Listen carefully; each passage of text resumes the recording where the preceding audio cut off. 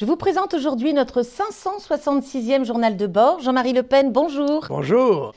Alors, un hommage national aura lieu lundi, hommage aux 13 militaires de l'opération Barkhane, donc, qui ont été tués au Mali dans un accident entre deux hélicoptères. C'est la plus grande perte de l'armée française depuis l'attentat contre le QG français, le Drakkar, à Beyrouth en 1983, qui avait fait 58 morts. Des voix s'insurgent contre l'expression « mort pour la France ». Qu'en pensez-vous, Président ? Oui, il est bien évident que ces soldats qui sont engagés dans une opération aux ordres du gouvernement français et au service de ses alliances sont morts pour la France. Il est assez indécent de porter la critique sur ce terrain-là, je crois. Et ils ont droit d'être honorés, respectés, et je pense que cela sera fait de façon très populaire le jour des Invalides. Oui, alors c'était l'ancien président François Hollande qui avait engagé donc cette opération Barkhane de nos militaires au Mali. Au départ, quelles avaient été les raisons majeures ? C'est-à-dire que c'était l'offensive de Daesh, l'offensive des islamistes terroristes en direction de l'Afrique centrale, de l'Afrique subsaharienne. Et bien évidemment, sans le secours de notre armée, il est probable que les terroristes se seraient installés au pouvoir dans un ou plusieurs pays de cette région. Et alors, retour en France, où 1 millier de tracteurs et plusieurs milliers d'agriculteurs français convergeaient sur Paris ce mercredi à l'appel de la FNSEA et des jeunes agriculteurs, afin bien entendu d'exprimer leur désarroi face aux difficultés économiques et aussi à la défiance d'une partie des citoyens. Est-ce selon vous un coup d'épée dans l'eau ou vont-ils enfin être entendus ? Moi, je crois tout de même qu'il s'agit, bien avec toute la sympathie que je porte à la cause des agriculteurs français et de l'agriculture française, il s'agit d'une dérive du droit de grève qui me paraît inquiétante, parce qu'elle a tendance à se généraliser. Bien souvent, les grévistes considèrent qu'ils ont le droit de bloquer l'activité économique ou la circulation des citoyens des véhicules. Je crois que c'est abusif et que il faut que, certes, ils se fassent entendre, mais ils peuvent défiler, mais le blocage, à quelque endroit qu'il se produise, que ce soit sur les routes, que ce soit sur les aérodromes ou sur les voies de chemin de fer, est tout à fait condamnable, selon moi, car c'est le peuple français tout entier qui en pâtit. Oui, c'est une prise en otage, en quelque sorte, de leurs concitoyens. Absolument, et c'est malheureusement un procédé qui a tendance à s'étendre à toutes les professions maintenant. Oui, qui va tellement s'étendre à ce point qu'une grève générale, cette fois-ci, mais alors absolue, aura lieu le 5 décembre et il semblerait qu'elle paralysera toute la France.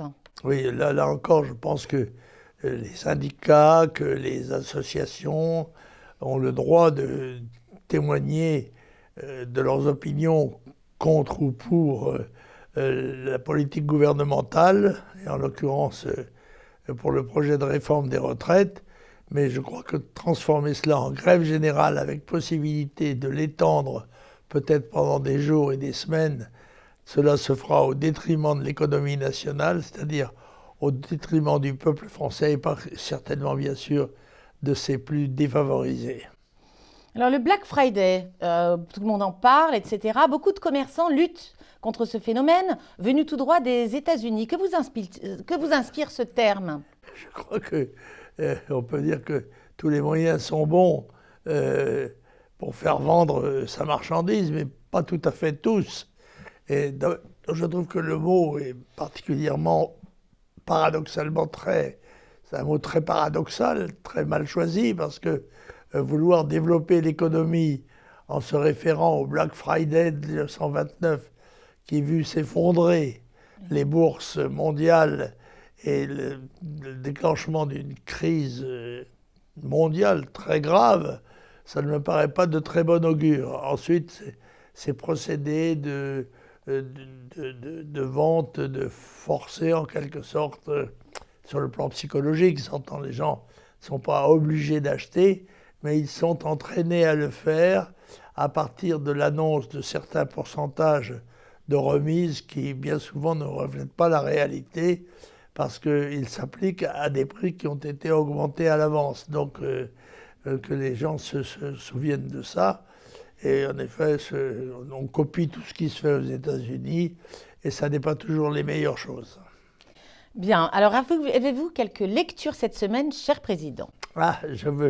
J'aurais voulu vous parler d'un livre, mais je ne l'ai pas encore tout à fait terminé, parce que si Marine Le Pen a dit qu'elle ne lirait pas mon livre, ce qui est une déclaration étonnante, moi j'ai lu celui de M. Philippot, qui s'appelle Frexit, avec beaucoup d'intérêt d'ailleurs, car je crois comme lui qu'il faut sortir de l'Union européenne et que nous y sommes en quelque sorte encaqués, si je peux me permettre cette expression, et que notre liberté est gravement atteinte par l'application des directives des apatrides de Bruxelles. Voilà.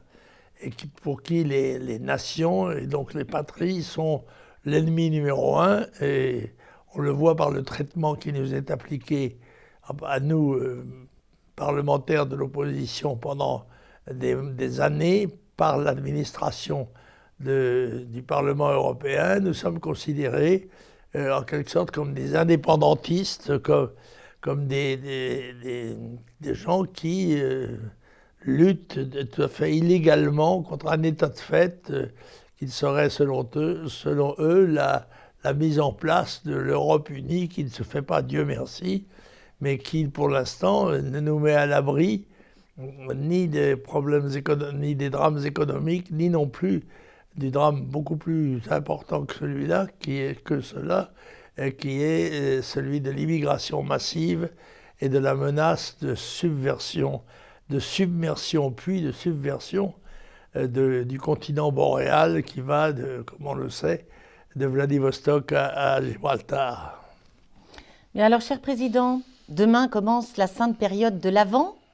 J'imagine que votre Janie et notre Janie nationale va nous installer sa ravissante crèche. Nous allons nous plonger avec plaisir, avec joie même, dans l'atmosphère de la naissance de Jésus, car il y a plusieurs images, dont celle tragique de la crucifixion qui domine l'espace religieux chrétien, catholique et chrétien. Mais là, il s'agit d'une image beaucoup plus douce, comme diraient nos jeunes, beaucoup plus cool, puisqu'il s'agit de la naissance d'un enfant. Et là, permettez-moi peut-être une anecdote, une petite histoire, pour réjouir nos amis. C'est un jésuite un petit peu vaniteux qui va prêcher la mission dans une paroisse. Et là, il interpelle le curé en lui disant « Dites donc, monsieur le curé, est-ce que vous connaissez la réponse à la blague que je vais vous dire, enfin à la question que je vais vous poser et à laquelle personne n'a jamais répondu ?» Ah bon. Et Jésus, après sa naissance, en ouvrant les yeux, était-il triste ou gai? Le brave curé, un petit peu interloqué, dit « Écoutez, mon père, la nuit porte conseil, j'essaierai de vous répondre demain. » Et le lendemain matin, tout fringant, le jésuite dit « Alors, monsieur le curé, vous avez trouvé la réponse à la question impossible ?» Et il dit « Oui, mon père, je crois avoir trouvé la réponse. »« Ah bon? Et quelle est-elle » ? Je crois que quand le petit Jésus a ouvert les yeux, qu'il a vu d'un côté l'âne, de l'autre côté le bœuf, il s'est dit « Mon Dieu, est-ce donc là toute la compagnie de Jésus ?»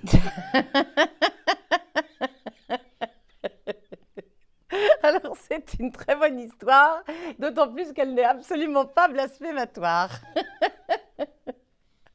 Merci infiniment, cher président. Vous l'avez craint? Oui, je me suis méfiée, je reconnais. À la semaine prochaine, merci. Toujours la diffamation, même chez ses amis.